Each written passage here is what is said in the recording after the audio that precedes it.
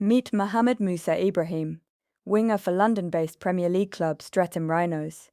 Moosa's Rhino side are enjoying unexpected success in the country's top flight this season, but life wasn't always this good for the young winger. Showing us around his Forest Hill childhood home, Moosa shares memories of darker days.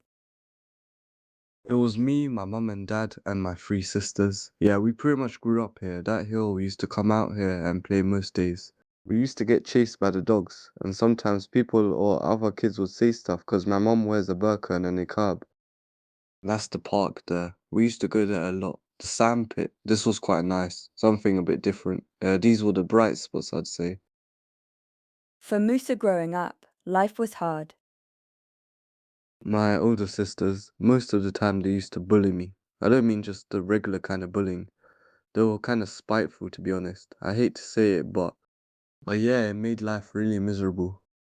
One time, Stoppy, that's the younger of my two older sisters, when my mum and dad went home, she broke a whole packet of Mesquite's Digestives biscuits into crumbs and spread it all around the house, everywhere, and she made me pick everything up. Instead of the Hoover, I had to use my mouth.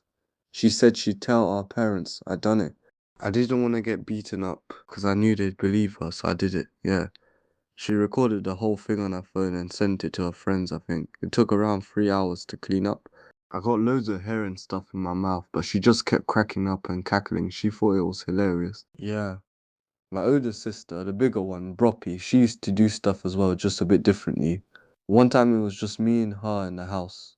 She locked me in the toilet, left me there for 5 hours. I kept calling her, but she put her headphones on to not hear me, and in 5 hours she didn't reply. Not even once. I told my mum and dad, but they didn't believe me, of course. Yeah, loads of things like that. As the memories overwhelm him, Moosa is forced to sit down. The pain is etched deep in his young face. Once they made me walk all the way down Sydenham Hill wearing nothing but my underwear. Boxer briefs, you know, the really skinny ones. It would have been less humiliating if they were black, or navy or grey or something, but for some reason my mum always bought me pink or yellow or bright green ones. That day the one I was wearing was pink, with small white dots. They made me walk all the way down and all the way up again, and every 5 seconds I had to do this jiggly dance thing they'd seen on TikTok or something. And I had to make the sound a cockerel makes at the same time, or Stoppy would whack me with her handbag. There were people everywhere, 'cause it was a summer afternoon, Saturday. Some of my school friends saw me as well that day. Yeah, they were kinda evil, not gonna lie. Especially Stoppy. School too was particularly troubling for Moosa. I wasn't great at school early on. I always had too much energy to just sit at a desk and listen to a teacher droning on. I needed something practical, something hands-on, or sport. But by the time I left, I'd say I'd done pretty well. The teachers weren't nice though. Some of them used to bully me themselves, to be honest. The big break for Moosa came during a trial for the Rhinos in Streatham Valley Park one Monday evening.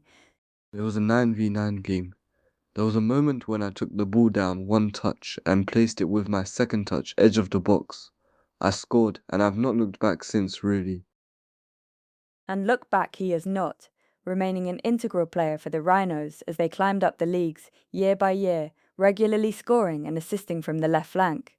Although just last season, a career-threatening injury threatened to cut short Moosa's ambition to one day represent the England national team. It was a bad injury. We had doctors and surgeons from everywhere look at it, but they warned me I might not play again. We had specialists from Germany, from Japan, from America. Then one of them suggested I go up to Tibet where they have monks there who use some ancient herbal mixture to treat this sort of thing. The herbs can only be produced there in that climate and in that environment in the mountains. So yeah, I spent 3 months up in the mountains with a couple of the people from the club. It was hard, but it was a different experience for me. At first, my parents weren't too happy about it, but I learned a lot out there. Things are different. I did a lot of meditation as part of the rehab, and that's helped me a lot, I'd say. My injury healed up, thankfully. Now, as the Premier League season ramps up and the Rhinos continue to chase a Champions League spot, Moosa is confident his eclectic blend of meditative calm and unbridled chaos will aid him in overcoming the very best fullbacks up and down the country.